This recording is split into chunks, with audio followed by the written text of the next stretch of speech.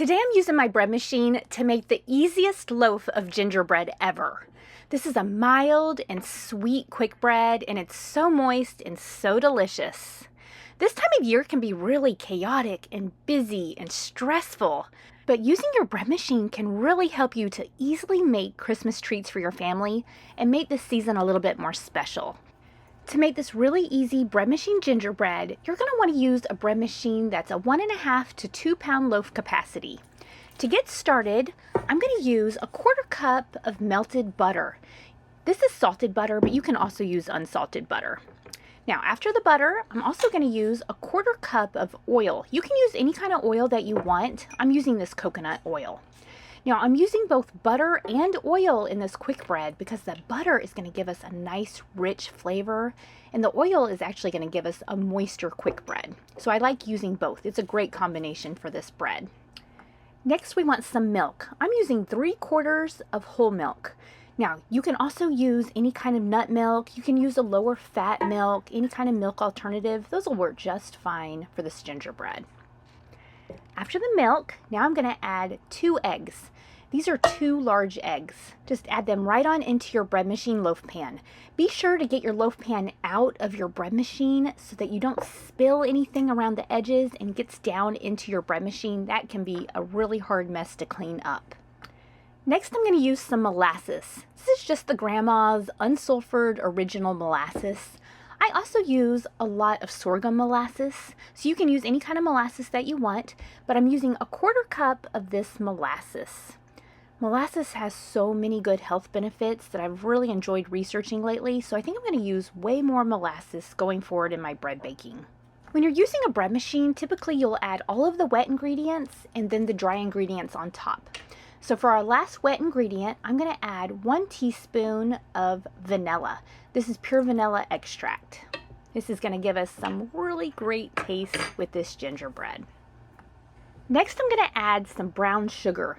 This is light brown sugar. You can also use dark brown sugar. If you use dark brown sugar, that has a higher content of molasses, so it's going to give you a stronger molasses flavor.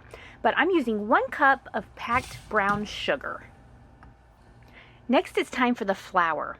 I'm adding 2 cups of flour. Now, you can use all-purpose flour, or you can use soft white wheat, or you can use 1/3 of a cup of soft white wheat, 1/3 of a cup hard white wheat, and 1/3 of a cup of kamut. That's my very favorite fresh milled flour all-purpose substitute. Now it's time to add the spices that makes this into a gingerbread. I'm going to use 2 teaspoons of ginger. Now, this is where you can really customize this loaf.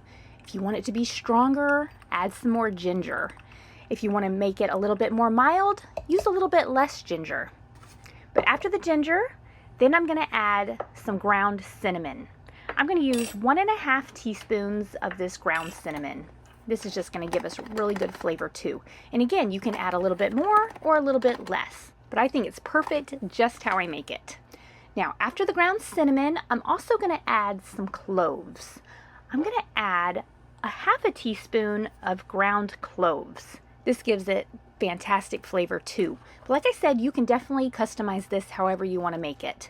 Less spices will make it more mild, more will make it a little bit stronger, give you that more classic gingerbread taste. But isn't that the beauty of making homemade breads and treats? You get to flavor it and make it exactly how you want it. Now, after the seasonings and the spices, I'm going to add some salt. This is the Redmond's real salt. I love using this salt in all of my baking and cooking. I'm using 1/2 teaspoon of this Redmond's real salt, but you can use any salt that you want. You see what a pretty color it is? It's a really pretty light pink color. After the salt, now it's time to add our leavening agents. I'm going to use 2 teaspoons of baking powder. Be sure you're using fresh baking powder. It's one of those things that you really need to check your dates on because if it's old, it won't leaven or give rise to your bread.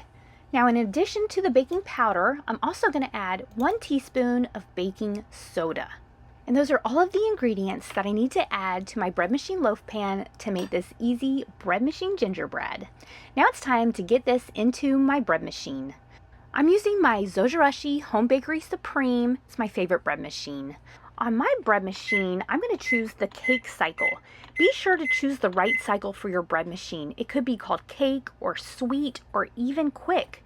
But on mine, the quick setting is for quick yeast cycles, not for quick breads. So be careful about that. For my bread machine, this cake cycle is going to take about 2 hours.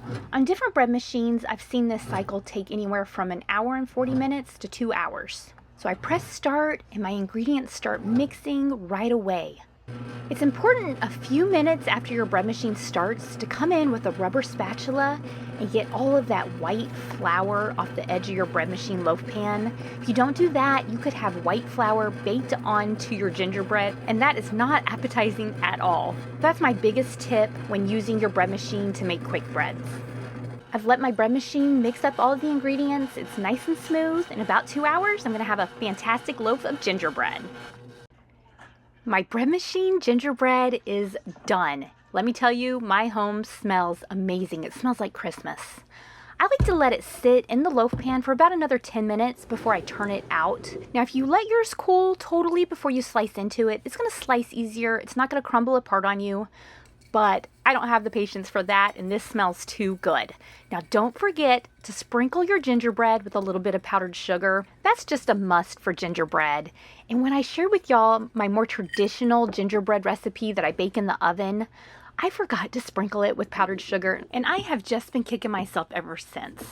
But look at that. What a fantastic loaf of gingerbread. You can tell that it's nice, it's moist, it's not crumbling apart even though I'm slicing into it way too soon. But it's a really great quick bread. I think making these special treats at this time of year, like gingerbread and Christmas cookies and cinnamon rolls and monkey bread, I think those are really important traditions to keep alive. And I think that those are the things that fond memories are made of. So give this really easy bread machine gingerbread a try. I'd love to hear about some of your Christmas traditions too and what you bake at this time of year. I'm going to leave the printable recipe for this really easy bread machine gingerbread down in the description and on my website, robinonthefarm.com. While you're there, be sure to check out our handmade beeswax bread bags. This is what I like to store all of my yeast breads, my quick breads, my sourdough breads, all of my baked goods in. They're a great alternative to plastic bags. Each one is handmade right here on our family farm by me and my daughters. We'd love to send you one. Thanks so much for being here with me on Robin on the Farm. I'll see y'all next time. Robin's in the kitchen, dough beneath her hands, wheat from the fields and eggs from her land. Sunlight through the window, a warm golden glow. She's working hard to make that dough. With flour on her apron, loving each need, ground wheat fresh, sowing her seed. The smell of fresh bread rises in the air. Simple life without a care.